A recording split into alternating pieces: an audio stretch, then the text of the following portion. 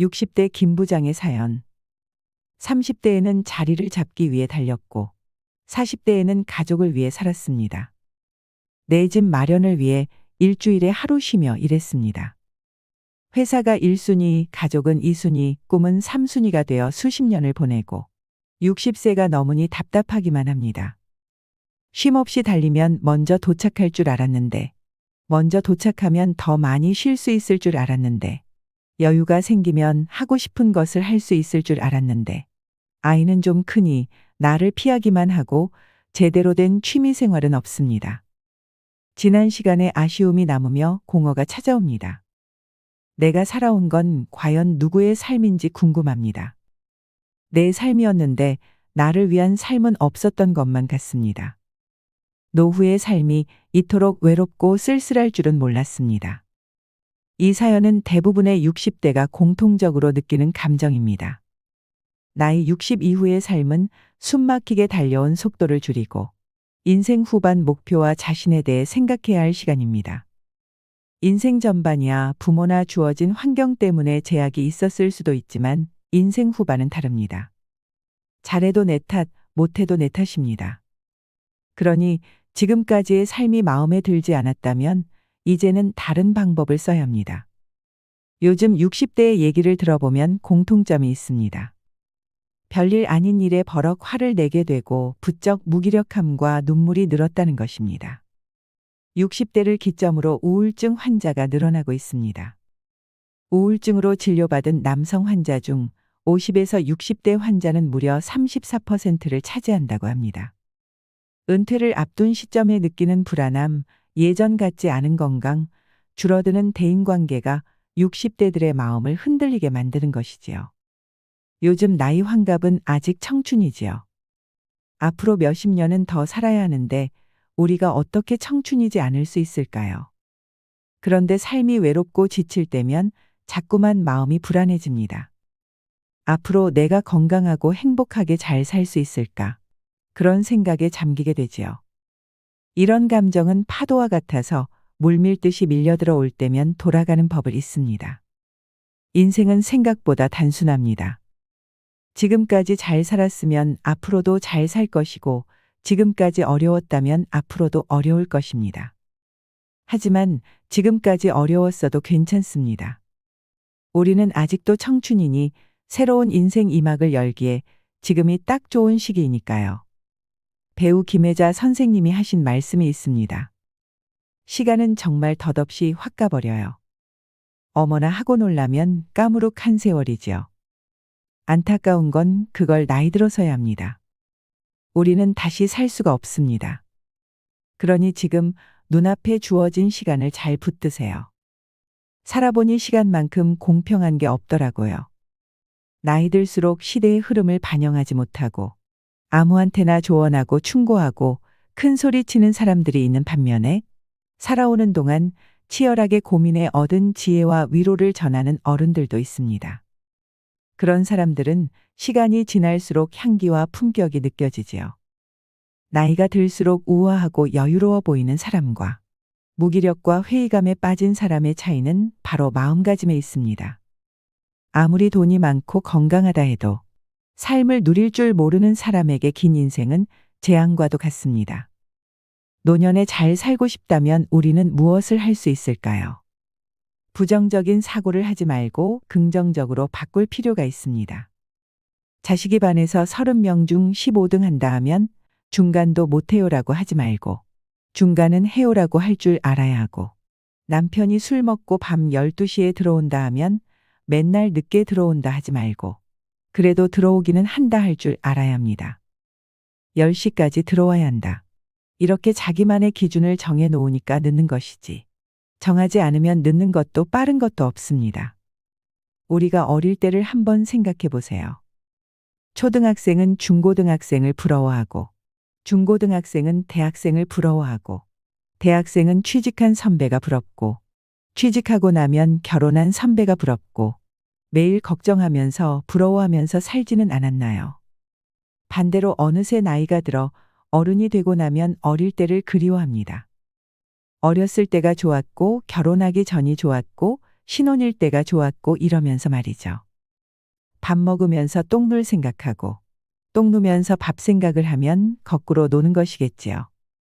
그러니 10대는 10대를 즐길 줄 알고 20대는 20대를 즐길 줄 알고 40대는 40대를 즐길 줄 알고 60대는 60대를 즐길 줄 알아야 합니다. 본인이 생각할 필요도 없고 건강해야 한다 생각할 필요도 없습니다. 다만 곱게 나이가 들려면 7가지는 해야 합니다. 첫째로 나이 들어서는 외모를 잘 가꾸어야 합니다. 외적인 모습에도 신경 쓰세요.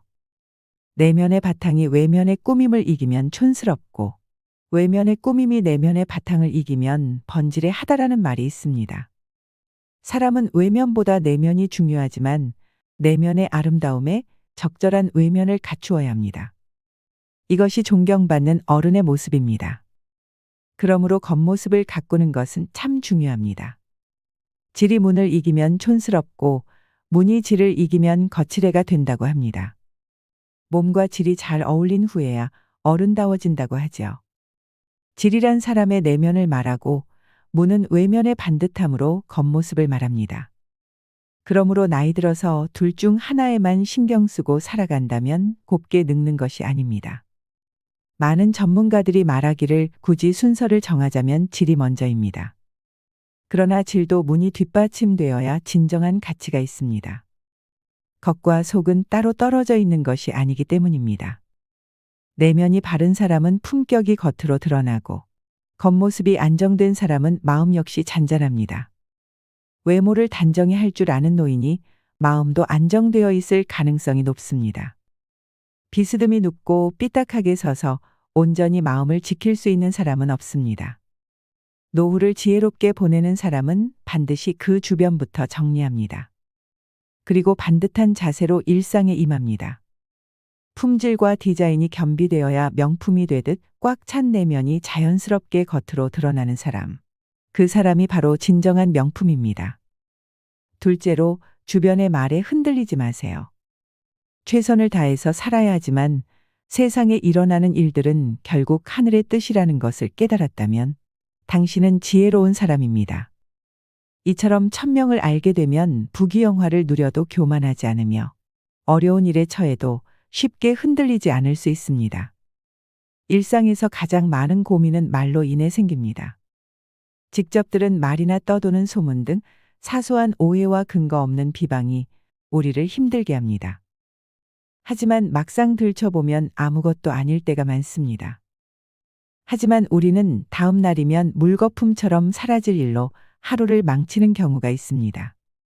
그러니 주변의 말에 흔들리지 않는 것을 노후의 목표로 삼는다면 좋을 것입니다.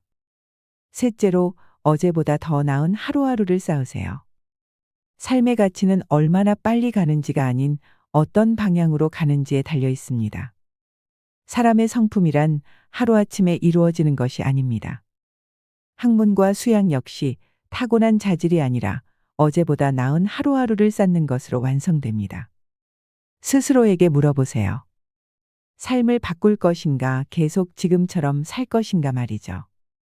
노후에는 배움을 즐기세요. 우아한 노년을 보내는 분들의 공통점은 배움을 좋아한다는 것입니다. 많은 사람들이 나이 60의 조직을 벗어나면 혼자 할 수 있는 일이 거의 없다는 걸 깨닫게 됩니다. 젊은 세대에게는 일도 아닌 일이 큰일로 다가옵니다. 직장에선 격리부에서 해주던 세금 신고도 신상 노트북 사는 일도 혼자 하려니 여간 어려운 게 아닙니다. 내가 무난하게 회사를 다니는 동안 세상은 빠르게 바뀌었습니다. 인생의 후반기에도 배움은 필요합니다. 세무 신고하기, 스마트폰 다루기 같은 자학도 필요하지만 강점을 강화하기 위한 강학도 반드시 필요합니다. 강학은 오랫동안 좋아할 수 있는 일에 집중하는 것입니다. 여행을 오래 하면 여행 전문가가 되고 고구마를 오래 키우면 고구마 전문가가 됩니다. 그렇게 인생 후반을 빛낼 나만의 브랜드를 만들 수 있습니다. 또한 여지아의 정신을 키우셔야 합니다. 여지아는 어떻게 하지 하고 궁리하는 것입니다. 스스로 궁리하지 않는 사람은 아무리 좋은 직장에 다녀도 성과를 얻기 어렵습니다. 반면 어디서든 탁월하게 성과를 내는 사람들은 궁리를 거듭합니다. 어떤 사람이 어느 날 갑자기 세상에 나타난 것처럼 보여도 5년, 10년 전부터 예리하게 칼을 갈면서 준비해 왔을 것입니다. 조직에 있을 때는 묻어갈 수 있었지만 인생 후반전은 상황이 다릅니다. 스스로 궁리하지 않으면 단 한 발자국도 나아가지 못합니다. 배우고 궁리하는 지혜로운 노년이 되시길 바랍니다. 넷째로 여유가 있어야 합니다. 젊을 때는 깐깐했다가도 이제는 좀 너그럽게 베풀 줄 알아야 하고, 말이 많다가도 침묵할 줄 알아야 하고, 간섭하다가도 물끄러미 봐줄 줄 알아야 합니다. 젊은 때는 빨리빨리 하는 습관이 몸에 배면 원하는 만큼 움직일 수 있어도 나이가 들면 원래 몸이 하나씩 고장나기 마련이라 다리가 아파도 정상이고 귀가 안 들려도 정상이니 눈이라도 보여서 다행이다 생각해야 합니다. 내일 죽어도 좋고 모레 죽어도 좋다. 이렇게 내려놓을 줄 아는 여유가 있어야 합니다. 다섯째로 욕심을 부리면 안 됩니다. 젊을 때는 과욕을 부려 무리해도 하루 이틀 휴식하면 몸이 나았는데 늙어서 욕심을 부리면 늙음이 재촉됩니다. 그러니 아무리 음식이 맛있어도 과식하지 말고, 아무리 술이 좋아도 과음하지 말고, 아무리 바빠도 과로하지 말아야 합니다.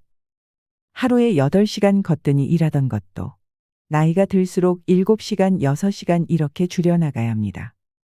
이런 식으로 맞추어 가면서 살면 늙는 것이 젊은 것보다 보기 좋습니다. 건강하게 제 힘으로 사는 것이 가장 좋습니다.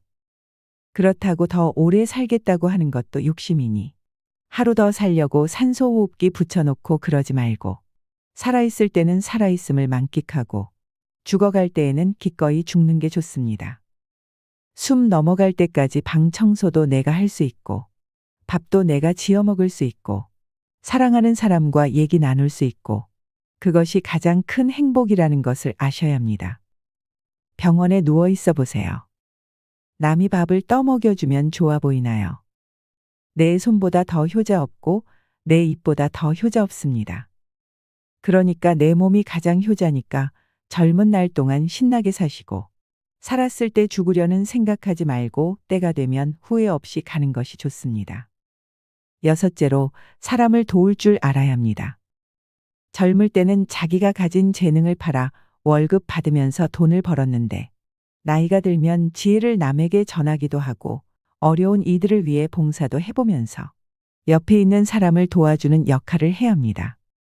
내가 나서서 빛나기보다는 다른 사람이 빛나도록 해주고 젊은 사람 도와주는 것이 보람이 되는 노년의 삶입니다. 일곱째로 인연을 소중히 여길 줄 알아야 합니다. 암에 걸린 사람에게 5년밖에 못 산다 하면 괴로워하지만 50년 살 수 있다 하면 괴로워하지 않습니다. 사람의 인생은 5년이든 50년이든 끝이 있는 건 매 한 가지라. 30년이라고 해도 아주 짧은 시간이고 하물며 그것도 보장이 안 됩니다. 당장 내일로 써도 끝이 날 수 있다. 그런 것이 인생이다라고 생각해야 합니다. 그러니 지금 내 옆에 있는 사람이 없을 때를 생각해 보세요. 이렇게 같이 있는 것이 얼마나 큰 복이고 행운인지 현재 주어진 인연과 내가 가진 조건에 감사하게 됩니다. 내일 무슨 일이 생기더라도 만족할 수 있을 만큼 오늘 하루를 부지런히 살아야 하는 것입니다. 이것이 현명한 사람의 생각입니다. 내 인연을 이렇게 다루면 같이 있어도 귀찮지 않고 헤어져도 외롭지 않습니다. 여러분, 나이 60이 넘으면 주변에 사람이 없어지는 이유를 아시나요? 여러 이유가 있을 수 있겠지만 내가 타인에게 미움받는 7가지 유형에 포함되는 것은 아닌지 되돌아볼 필요가 있습니다. 타인에게 미움받는 7가지 유형을 말씀드리겠습니다. 첫째, 타인의 나쁜 점을 들춰내는 사람. 둘째, 낮은 자리에 있으면서 윗사람을 비방하는 사람. 셋째, 용감하지만 무례한 사람. 넷째, 과감하지만 융통성이 없는 사람. 다섯째, 자기의 편견을 내세우며 지혜롭다고 여기는 사람. 여섯째, 불손한 짓을 가지고 용감하다고 여기는 사람. 일곱째, 혹독한 말로 남을 공격하면서 곧다고 여기는 사람입니다. 우리 주변을 둘러보면 나이를 먹고도 남은 헐뜯고 예의가 없는 것을 용기로 생각하는 사람들은 가까운 사람들로부터 미움을 받습니다. 7개 중 하나라도 해당된다면 더 나이가 들기 전에 무조건 그것을 고쳐야 합니다. 그래야 노년이 되었을 때 아름다운 어른으로 인정받을 수 있습니다. 60살에 은퇴한 어느 노 교수는 죽기 전에 이렇게 회고했다고 합니다. 나는 박수를 받으며 60대 초반에 은퇴했지만 90세가 되었을 때 후회의 눈물을 흘렸다. 퇴직할 때 앞으로 30년을 더 살 수 있다고 생각했다면 이렇게 살지는 않았을 것이다. 건강하게 오래 산다면 60은 고민할 나이가 아닙니다. 손 놓고 인생의 마지막 날만 기다리겠습니까? 아니면 끝이 아닌 새로운 시작의 모습을 계획하겠습니까? 마지막으로 은퇴를 앞둔 60대가 준비해야 할 3가지를 말씀드리겠습니다. 동창회에 참석한 50대 창근 씨의 이야기입니다. 그동안은 자녀 건강이 대화 주제였지만 최근에는 은퇴가 주요 화제가 되었다고 합니다. 올해 대기업을 퇴사한 한 친구는 긴 여가 시간이 자유가 아니라 마치 징벌처럼 느껴졌다고 했습니다. 차라리 일을 하는 게 낫지. 막상 쉬니까 뭘 해야 할지 모르겠다며 한탄했습니다. 이를 핑계로 가족에게 소홀했던 한 선배는 퇴직 후 아내와 자주 다투었고 결국 이혼을 했다는 소식이 들려왔습니다. 김 선배 얼마 전에 부인이랑 이혼했대. 창근 씨는 이런 이야기들을 들을 때마다 은퇴 이후 내 인생이 끝나는 게 아닐까, 자신이 쓸모없는 사람이 되는 건 아닐까 걱정했습니다. 여러분, 정년 이후의 삶은 막이 내린 뒤의 인생이 아니라 제2막의 시작입니다. 정년 이후의 삶을 현명하게 준비하고 맞이하는 방법은 무엇일까요? 첫째로 공허감을 느낄 수 있는 일을 해야 합니다. 소속이 사라지고 직장이 없어져도 자신에게 가치가 있다고 생각할 수 있으려면 공허감을 느낄 수 있어야 합니다. 공허감은 간단히 말해 내가 누군가에게 도움이 된다는 느낌입니다. 이제는 평생 일해야 하는 시대입니다. 하지만 일을 하면서 보람과 공헌감을 느낄 수 있어야 합니다. 보수가 조금 적더라도 내가 행복할 수 있는 일을 찾아보세요. 내가 하는 일이 아무 도움도 되지 않는다면 아무리 많은 보수를 받는다 해도 행복해질 수 없습니다. 정말 중요한 것은 내가 좋아하는 일을 하고 있는지, 그 일로 누군가에게 공헌할 수 있는지 여부입니다. 그에 따라 노후의 삶, 매일의 삶이 달라질 것입니다. 둘째로 배우자와 동등한 관계를 맺어야 합니다. 직장에 다니고 육아를 할 때는 서로 바빠서 느긋하게 대화할 시간이 없던 부부도 인생 2막을 맞이하면 관계가 달라집니다. 아직도 남편분들 중에는 직장에서처럼 가정에서 상하 관계를 유지하려 하고 아내는 그런 남편에게 질린 나머지 이혼을 고려합니다. 예전에는 일이 바빠 여행을 갈 수 없다거나 일 때문에 신경 쓸 여력이 없으니 자녀 교육은 배우자에게 맡긴다는 식으로 피할 수 있었습니다. 하지만 이젠 배우자나 자녀와의 관계를 피하기 위해 일 핑계를 댈 수 없습니다. 반대로 집에서 짜증이 나도 일터로 도망갈 수 없습니다. 퇴직으로 배우자와 마주하게 되면 그동안 미뤄뒀던 두 사람의 관계가 분명해집니다. 이는 두 사람의 관계를 위태롭게 할 수 있습니다.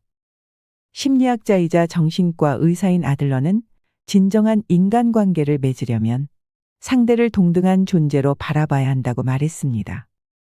언제나 배우자를 동등한 친구로 여겨야 합니다. 이제라도 자기 일은 스스로 챙기고 집안일도 해야 합니다. 인생의 새로운 국면에 접어든 후 성숙한 사랑의 관계 속에 살길 원한다면 배우자와의 관계를 다시 맺어야 합니다. 셋째로 꼭 뭔가를 해야만 하는 건 아닙니다. 은퇴 후에는 또 다른 삶의 보람을 찾거나 뭔가를 하지 않으면 안 된다고 생각해 초조해하는 사람이 있습니다. 취미를 찾아야 한다고 생각해 마치 일을 하듯 취미에 몰두하는 사람도 있습니다. 평생 부지런히 일한 사람이라면 반드시 뭔가 해야 한다고 생각하겠지만 이는 일이라는 저주에서 벗어나지 못했다는 증거입니다. 사실 아무것도 안 하는 사람은 없습니다. 책을 읽고 편지를 쓰고 산책을 하고 멍하니 있거나 잠을 자는 것도 모두 일입니다. 더는 직장에 나가지 않는 것일 뿐 아무것도 안 하는 건 아닙니다. 뭔가를 반드시 해야 한다고 생각하는 순간 그건 의무가 되고 의무감으로 하는 일에서는 보람을 느끼지 못합니다. 꼭 무언가를 하기보다는 인생에 대해 찬찬히 고민해 보는 게 먼저입니다. 그러면 새로운 일을 시작해도 다르게 일할 수 있습니다. 인생 2막을 생각한다는 건 결국 삶을 생각한다는 것입니다. 후회하지도 불안해하지도 말고 오늘을 한 발 한 발 신중하게 내디디며 살아가세요. 이것이 지금 우리가 할 수 있는 일입니다. 여러분, 62세에 창업해서 300억 번 할아버지의 이야기를 아시나요? 인디애나 주에서 가난하게 태어난 한 남자는 중학교 1학년 때 학교를 그만두고 17세까지 일자리 4곳에서 해고당했다고 합니다. 그는 단순 노동직을 전전하며 갖은 일을 했지만 한 곳에 정착하지도 돈을 모으지도 못했습니다. 50세에 그는 켄터키 주에서 음식점을 열었습니다. 하지만 또 한 번 파산했고 그 후 자동차에서 생활했습니다. 63세인 그에게 남은 수명은 당시 평균 수명을 기준으로 3.2년에 불과했습니다. 하지만 그는 포기하지 않았습니다. 여태까지 개발한 요리법으로 프랜차이즈 음식점을 만들 수 있을 것이라 상상하며 돈을 빌려 식당을 열었습니다. 그 남자의 이름은 할랜드 샌더스. 그 음식점은 세계 최대 패스트푸드점 중 하나이자 KFC로 널리 알려진 켄터키 프라이드 치킨이었습니다. 샌더스는 74세에 회사를 200만 달러에 팔았는데 현재 가치로 환산하면 3,200만 달러입니다. 그는 90대까지도 계속해서 KFC에 조언했고 브랜드 홍보대사로 활동했습니다. 은퇴할 생각은 없나요라는 질문을 받았을 때 그는 눈꼽만큼도 없습니다. 건강하고 능력이 닿는 한 이를 끝까지 써먹어야 한다고 생각합니다라고 답했습니다. 노년이 되어서도 즐겁게 나이 들며 성공과 부를 거머쥔 사람들은 무엇이 다를까요? 노화 연구 끝에 원칙을 도출했습니다. 호기심, 개방성, 관계성, 성실성, 건강한 습관이라는 5가지 요소로 이루어진 원칙은 인생에 큰 영향을 미치는 생활 방식들입니다. 호기심은 새로운 일을 하고자 하는 욕구이며 개방성은 낯선 장소나 음식점에 가는 것을 즐기는 것처럼 새로운 경험에 대해 개방적인 태도를 말합니다. 이 2가지는 건강 및 장수와 높은 관련이 있습니다. 노년의 스포츠나 예술 활동 같은 새로운 일을 시도하면 삶의 질과 기대 수명이 급격히 증가합니다. 이런 사람들은 함께 있을 때 즐거운 사람들일 가능성이 높으며 사회적 상호작용으로 활기와 명민함을 유지합니다. 관계성은 뇌가 할 수 있는 가장 복잡한 일 중에 하나입니다. 실시간으로 얼굴을 마주보며 사람들과 상호작용할 때 뇌의 거의 모든 부위가 활성화된다고 합니다. 이 과정에서 상대방의 제스처, 얼굴에 나타나는 감정을 읽어야 하기 때문입니다. 성실성은 한번 시작한 일을 끝까지 해내게 하는 특성으로 평생에 걸쳐 키우고 개발하는 특징입니다. 성실한 사람들은 꾸준한 운동으로 건강을 챙길 가능성이 높으며 업무와 가정, 금융 관련 의무를 확실하게 다합니다. 이는 장수와 성공, 노후의 행복과 큰 연관이 있습니다. 이 4가지 요소와 함께 식단, 수면, 운동 등의 건강한 습관이 더해지면 건강 수명을 늘릴 수 있습니다. 행복한 노년을 보내는 사람들은 이 5가지를 지키며 살아간다고 합니다. 노인들에게 가장 행복했던 나이를 물어보면 언제라고 답할까요? 아무 걱정 없었던 8살. 온갖 활동을 즐기고 성에 눈뜬 대학 시절. 각 가정을 꾸린 시기. 모두 아닙니다. 인생에서 가장 행복했던 시기로 제일 많이 꼽히는 나이는 82세입니다. 오늘 영상을 끝까지 보신 분들이라면 우리 인생에서 가장 행복한 나이를 10살이나 20살쯤 높일 수 있을 거라 생각합니다. 노화의 잠재력을 끌어올리고 행복한 노후를 만끽하며 살아가시길 바랍니다. 여러분은 늙어가고 계신가요? 아니면 익어가고 계신가요? 이상으로 시니어에 대한 모든 것. 시니어 연구소였습니다.